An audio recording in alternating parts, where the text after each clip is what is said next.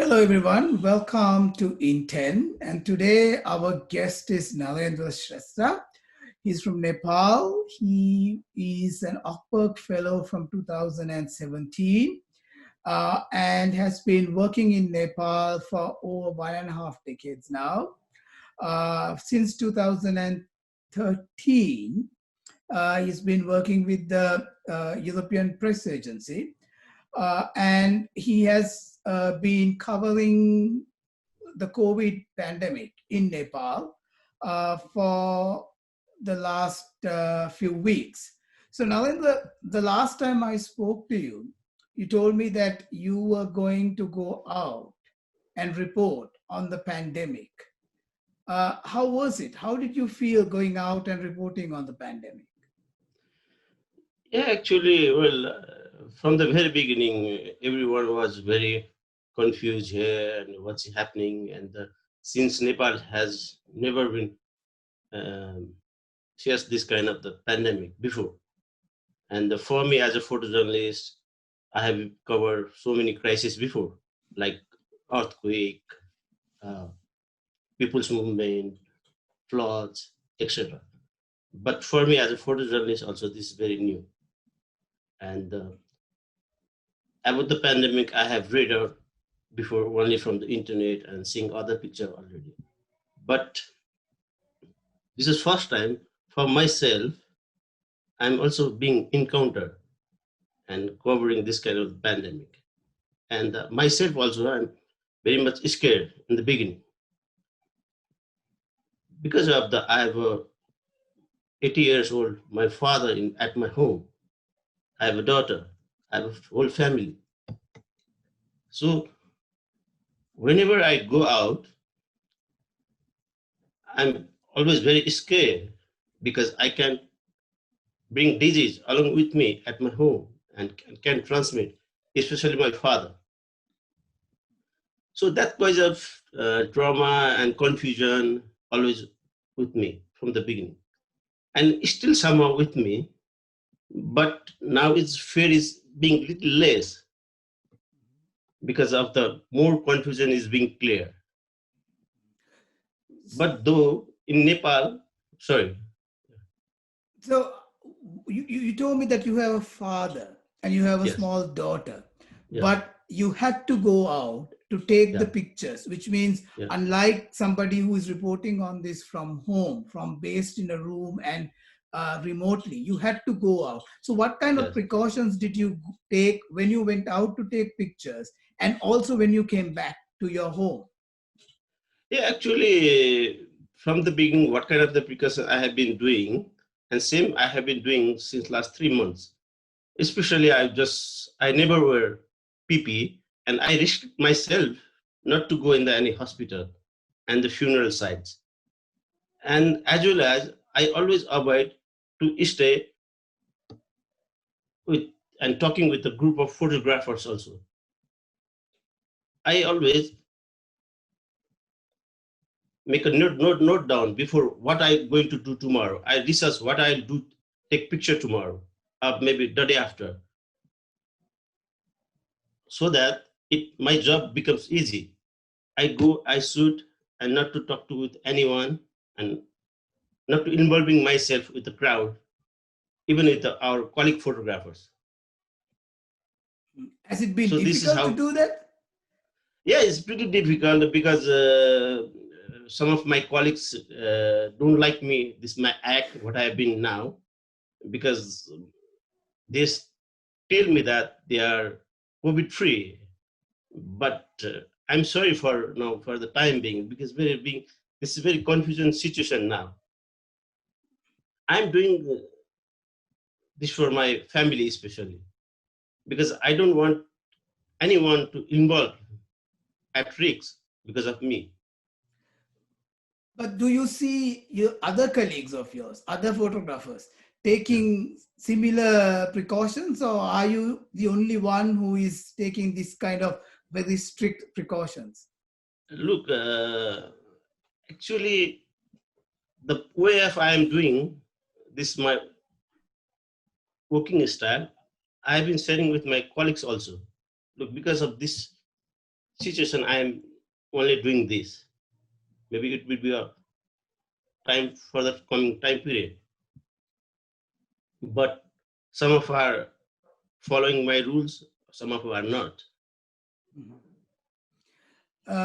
So, what do you do when you come back home? Do you take other precautions? Do you make sure that you take a bath? You use disinfectant? How do you do that? No, those are the only physical precautions. Mhm. But what would I have done if I've already taken the disease on me? So that I can't be the remove by washing myself or removing my clothes.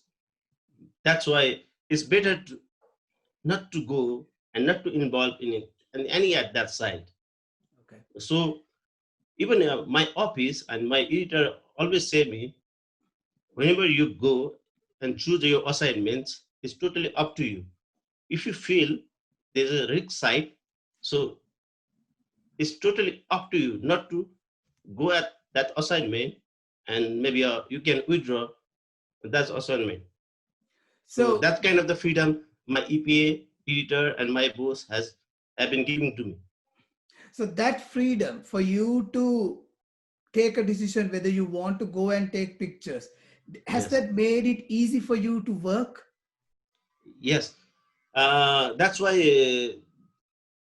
I decided not to involve myself any hospital or funeral site, and maybe some of there are the protests also taking place in Kathmandu, and so some of the protests I avoided already because of that risk factor.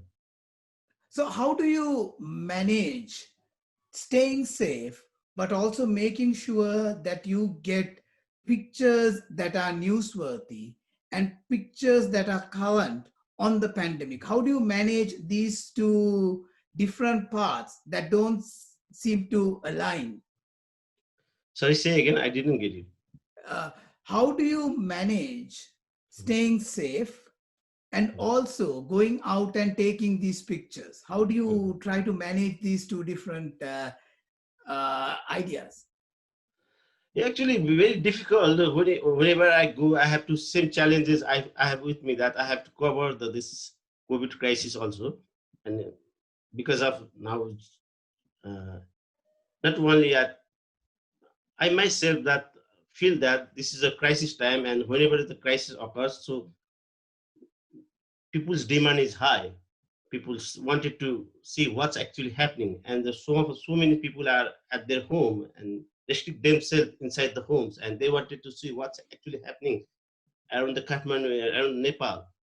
So I'm being myself as a photojournalist. I can't restrict myself inside the home, and because of this inside me as a photojournalist enthusiast me that I need to cover myself. That's why I have to go out at the side. But as you said that fear, maybe challenges, not to transmit any COVID inside me. So whenever I feel that I'm involving in that kind of the situation, so I do my COVID test also. So, have you done a COVID test? Yes, I did twice. Twice. And I hope and I think they both Yes, came. so far, thank you so much. But so far, is luckily I'm negative so far. Okay. And I also I have seen that while taking these pictures of the pandemic, of the people who are infected and going for tests and with the mask, you've also tried to take pictures of nature, of the Yeah. beautiful landscape of Kathmandu and the hills rising and all that beautiful scenery. Is that a Yeah. conscious decision? Why are you taking pictures like that? No, actually, I didn't want to engage myself only in the COVID-19 because I think that everywhere in the around the world, people are covering with the masks, with PPE, and people are deaths. And I don't want all my readers, maybe people to just involving in the only in COVID. I don't want to give them too much involved with the only in COVID. So that I decided there are other parts also taking place around the world. So why don't you cover other side also beyond that COVID? So this is a time, especially in Nepal, in the surrounding hills, outskirts of Kathmandu, there are migrant birds are coming, and this is a breeding season. So other time of previous years, I didn't have time to cover those kind of the nature photograph because of the I involve myself in the daily newspaper news activities. So this is a for COVID. I'm quite free. So, which of those pictures have become more popular? The COVID-related pictures or those beautiful pictures of the migrant birds? Okay, if you say me that the migrant those birds picture are nature picture are more being popular. I'm so quite surprised that because everyone is taking this COVID picture, even from Nepal, even other part of the world, and they have plenty of picture they are receiving the same kind of the picture. Maybe I think that for the editor also are very hard to choose them, and even for the newspapers are hard to choose which to publish, which to not. And very less likely people this kind of the birds nature picture are coming at their decks. So, but they So are very those popular now.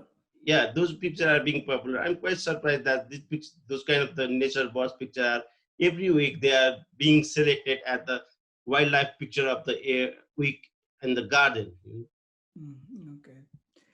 And talk. Let's talk a little bit about your involvement with the Dart Center. How has the programs that you've attended with the Dart Center helped you in trying to deal with the COVID-19 situation? Actually, especially that has the training I have got from the dart that helped me to how to deal with this kind of the mental situation in this, especially this kind of the crisis. So that whatever I have learned at the dart, those kind of the training has helped me to deal with this now crisis at my home because of I don't allow my friend and especially my wife and daughter not to involve too much with this COVID.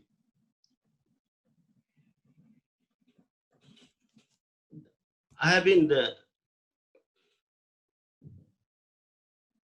in meantime I have asked my daughter especially.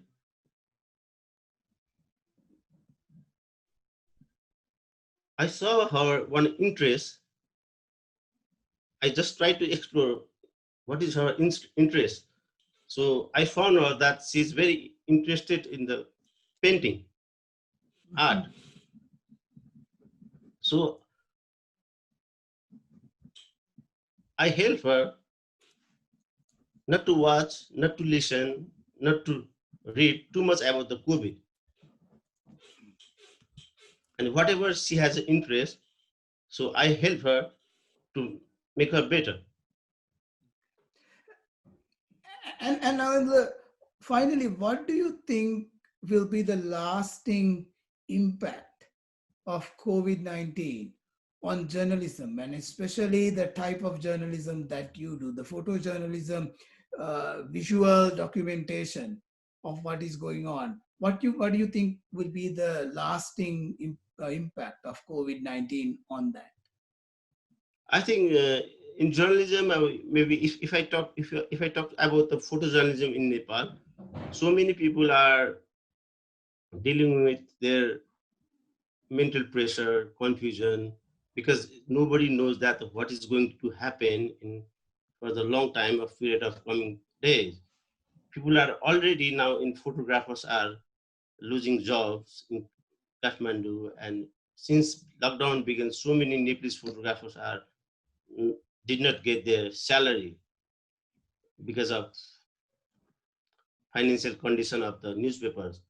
And whenever I talk to with the photographers, they share me their problems. And if this goes long term, so I think Nepali photojournalism will face vast